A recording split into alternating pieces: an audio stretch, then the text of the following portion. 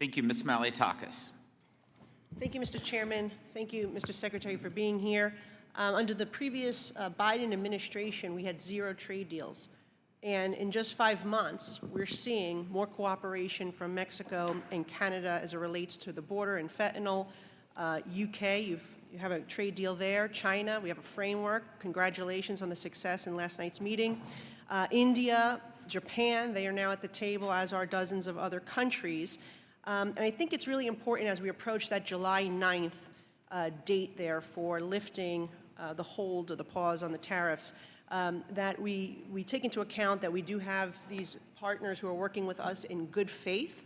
And I hope and I urge the administration to not reinstate the tariffs for the nations that are at the table, that are working with us to reduce the tariffs, the trade deficits, and increase our market access for our products. And I would just like to get your opinion on that, if you agree that we should have a more targeted approach. Let's focus on the most egregious offenders who are not as willing to work with us to rectify that.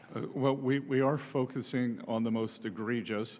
And there, as I've said, there are 18 important trading partners.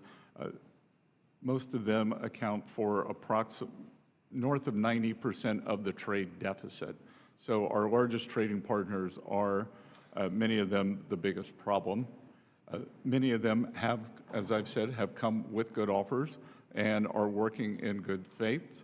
It will be up to President Trump, but it is my belief that if someone is negotiating in good faith, that an extension will be possible. That's great news. And in conversations with USTR Ambassador Greer, it's my belief that with smaller countries where we have lower levels of trade, we may be able to do a one-size-fits-all regional deal. So that would cover a great deal of ground on It's great, and dozens of countries. I wish you a lot of success there, and I appreciate that. And if I also want to keep in mind that if we want to build in America, as the President, as you, as I, and this committee wants to do, we need to make sure that we have access to parts and supplies from abroad. So let's keep that in mind as well as we're moving forward with the tariff discussions. I'm concerned about tariffs on pharmaceuticals. In particular, it's an access issue, it's an affordability issue, it's a national security issue. As you know, right now we're relying heavily on foreign countries, particularly communist China. But domestic pharmaceutical production requires long-term investment, and to establish a secure and self-reliant supply chain here at home, it's something that you can't just flip the switch on. It does take time. And certainly the provisions you mentioned earlier that we put in our one big beautiful bill will help us get there, incentivize, expand facilities, build new facilities. But until we reach that full domestic production capability, the U.S. remains dangerously dependent on foreign sources for life-saving medicines and medical inputs.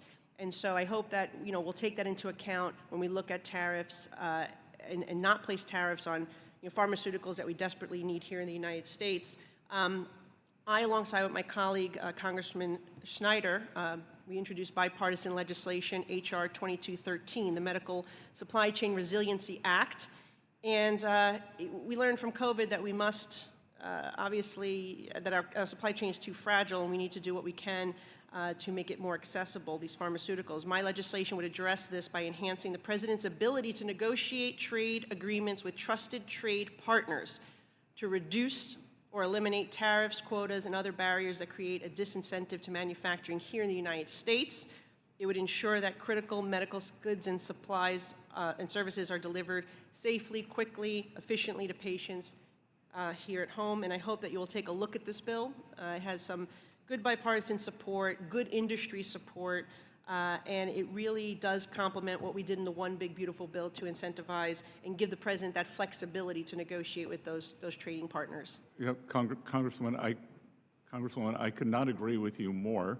The only good outcome from COVID was it showed us our strategic deficiencies in areas like semiconductors and especially pharma. As you mentioned, a large part of our pharma does come from the PRC.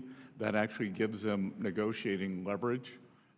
I think it would be a tragic mistake if they were ever to flip off that switch, but it's always there.